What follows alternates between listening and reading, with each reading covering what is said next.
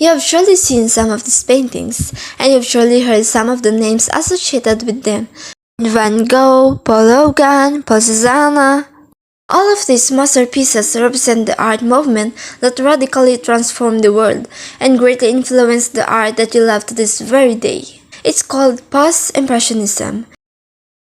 Art has always been about expression and creativity.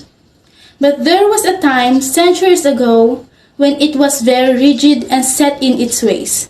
The Expressionist era revolved around finite, realistic depictions of the world. Beautiful, classic, but maybe a bit boring. That's what several up and coming artists thought. Vincent van Gogh, Paul Gauguin, Georges Seurat, and Paul Cézanne.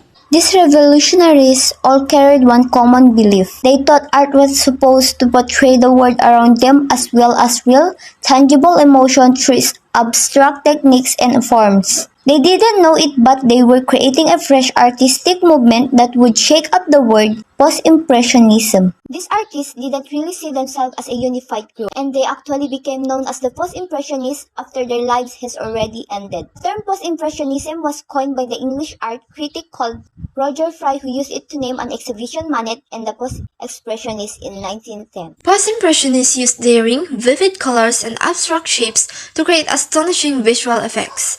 This was a stark difference in the ways that the world was viewed and portrayed before. Post-Impressionism emerged as a reaction against Impressionism and its concern for the objective of the fiction of light and color. It started emerging around 1886, the year of the last Impressionist group show in Paris, and came to an end around 1905 with the birth of Fauvism. Best known artist to ever do it.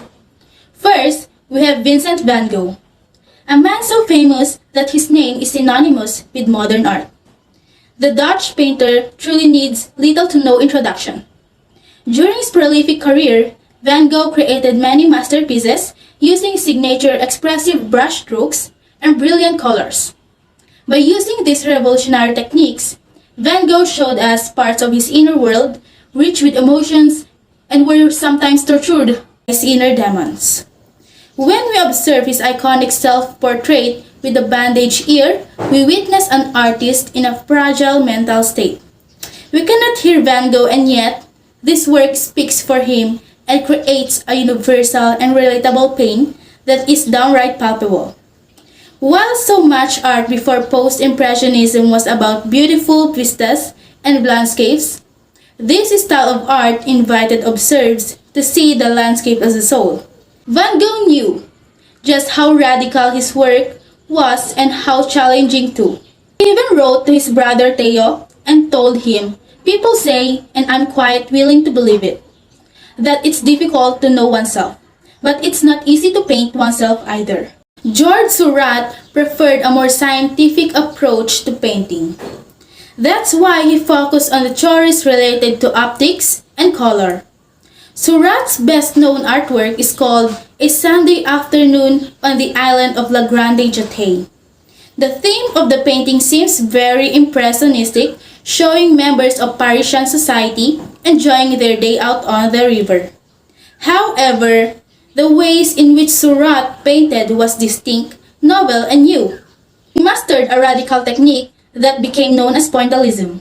Based on that name, you won't be surprised to hear that pointillism consists of an artist using tiny dots of pure colors like violet, blue, green, yellow, orange, and red. The colors weren't on the palette as they typically are. Instead, they were placed next to each other directly onto the canvas. The idea was to achieve a kind of optical mixture when looking at the artwork. Next up is Paul Gauguin. Gauguin crafted his post-impressionist works using brilliant, vivid colors and sound forms.